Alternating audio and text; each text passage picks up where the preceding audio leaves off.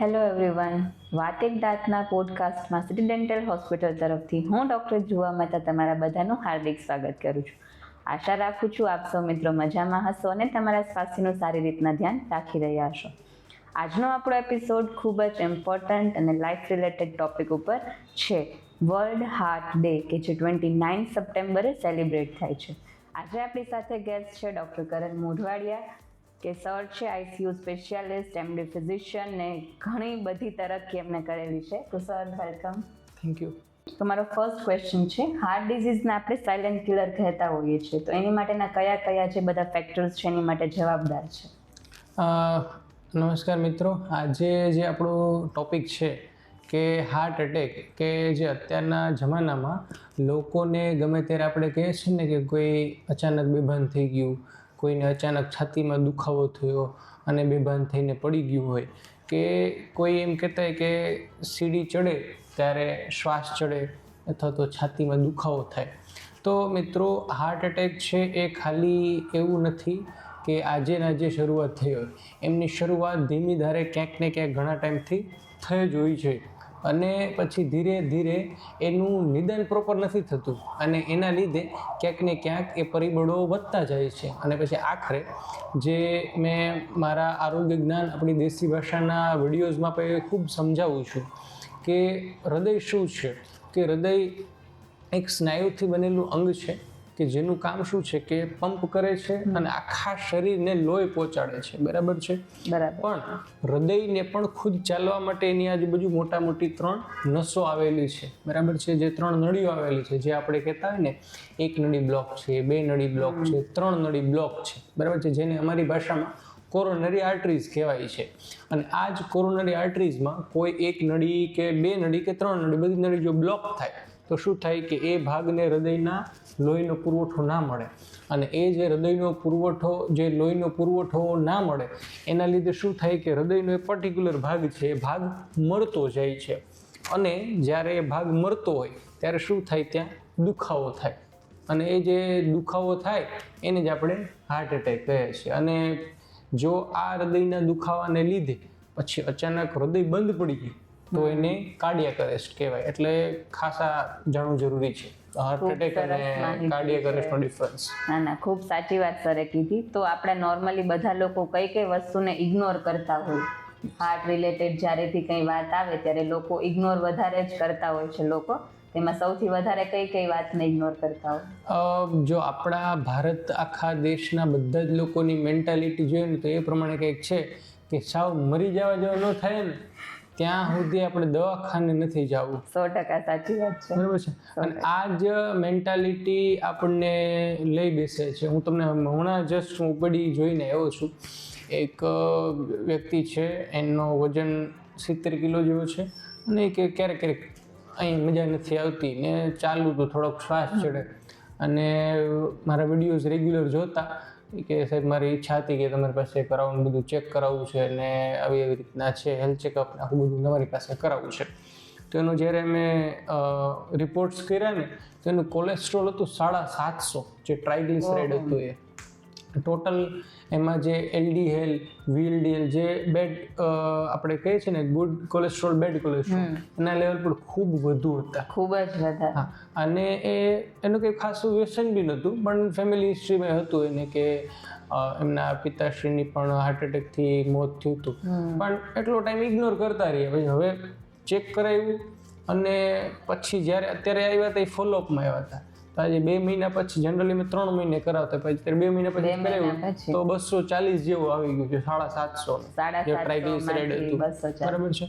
અને એવા તો ઘણા બીજા રિપોર્ટ્સના પેરામીટર હતા કે જે ડિરેન્જ હતા. કિડની ઉપર સોજો હતો, લીવર ઉપર સોજો હતો, બીપી આવતા ત્યારે 200 રહેતો હતો, અત્યારે 140 જેવું છે. તો કંઈક ને કંઈક આ વસ્તુ અંદર ખાને ચાલતી હોય પણ માણસો ઇગ્નોર કરે છે. સાચી વાત છે.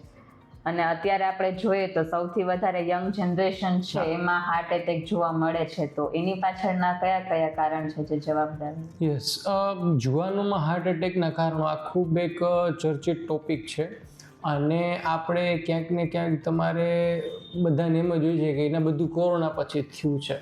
હવે એક વસ્તુ એવી છે ને કે બધી વસ્તુનો બ્લેમ ક્યાંક ને ક્યાંક કોવિડ વેક્સિન ઉપર કરવામાં આવતો હોય છે, સાચી બરાબર છે. પણ આપણે જો જોઈએ ને તો એ factor be one of the, હું તમને કહું કે કોવિડ વેક્સિન કરતાં ખુદ કોવિડે વધુ આપણે નુકસાન કર્યું છે, કે જેના લીધે શરીરમાં ઓટો એન્ટીબોડીઝ બને છે અને ક્યાંક ને ક્યાંક આપણા હૃદયની આર્ટરીમાં જઈને અથવા તો હૃદયના સ્નાયુને આખા શરીરને હેરાન કરે છે, એમ સમજી શકો ને. પણ એનું મેઇન કારણ એ નથી, પણ મેં એ જવાબ પહેલાં આપ્યો કારણ કે લોકોને ન્યાજ અટકે, સાહેબ એ તમે બીજું રહેવા દો, એનું ઉપયોગ શું છે. પણ ખરેખર એ મેઇન કારણ નથી.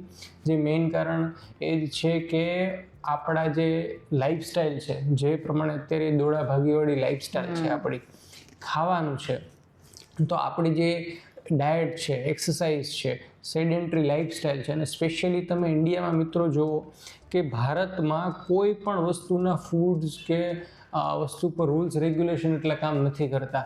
આપણા અમુક સંસ્થાઓ જે ખાવા પીવા પર નિયમન કરે છે એ એટલું હજી જેટલું યુએસમાં સ્ટ્રિક્ટ છે એટલું આપણે નથી.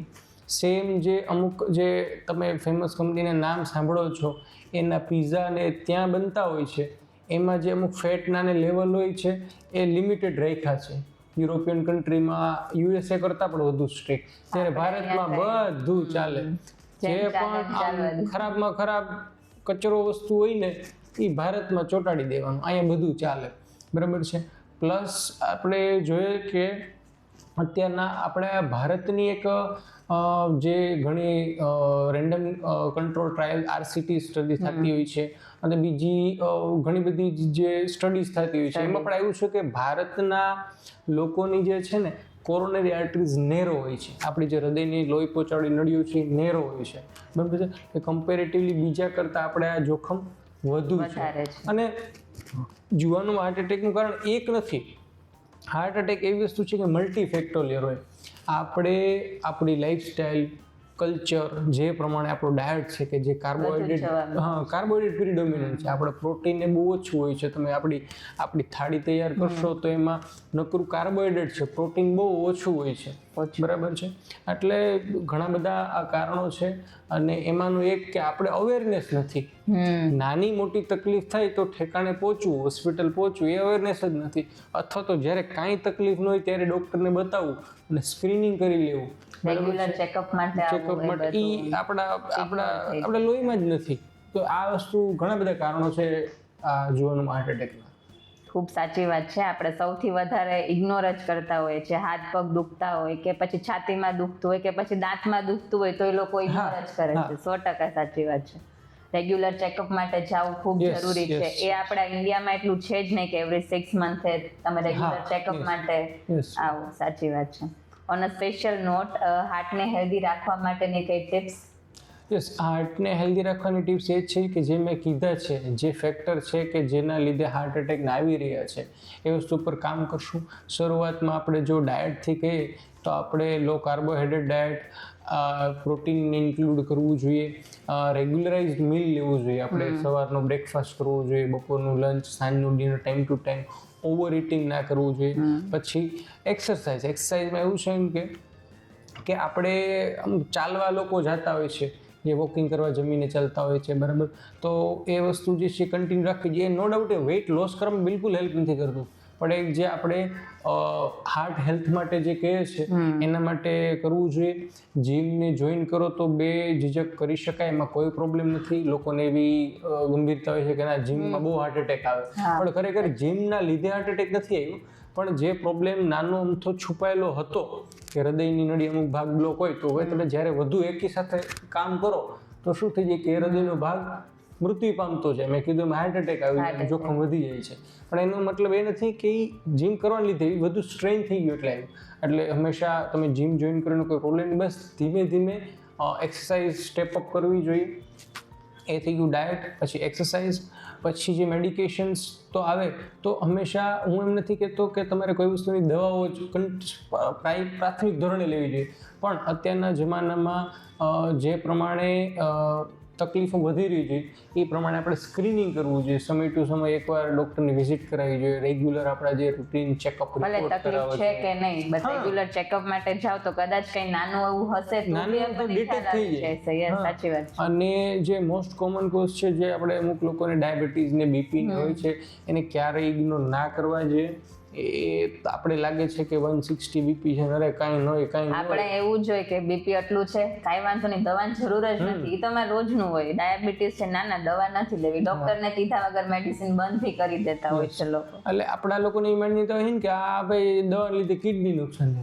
હવે મોટા ભાગના ડાયાલિસિસ વાળા દર્દીનું કારણ જ ડાયાબિટીસ ને બીપી હોય છે, જે અનકન્ટ્રોલ્ડ હોય છે. એવું નથી કે ગોળીઓ લીધે કિડની ખરાબ થાય, પણ ખુદ ડાયાબિટીસ અને બીપીના લીધે જ કિડની પ્રોબ્લેમ કે શરીરના કોઈ પણ પ્રોબ્લેમ થાય છે. એટલે કે રેગ્યુલર સમયસર આપણે સ્ક્રીનિંગ અને ટાઈમ ટુ ટાઈમ બધી વસ્તુની સારવાર કરવી જોઈએ. Thank you so much doctor કરણે આપણને ખૂબ જ સરસ એવી ઇન્ફોર્મેશન આપી છે. હોપફુલી તમારા બધાને આમાંથી કંઈક ને કંઈક એવી ટિપ્સ જરૂર મળી હશે જે તમે તમારા રેગ્યુલર ફોલોઅપ તમે એનું જરૂર કરી શકો છો. હવે હેલ્ધી ડાયટ લો, રેગ્યુલર એક્સરસાઇઝ કરો, સરે કીધું એમ રેગ્યુલર ચેકઅપ માટે જતા રહ્યો. હવે આપણે ફરી મળીશું નેક્સ્ટ એપિસોડમાં એક નવા ગેસ્ટ અને એક નવા ટોપિક સાથે. Till then stay happy, keep smiling.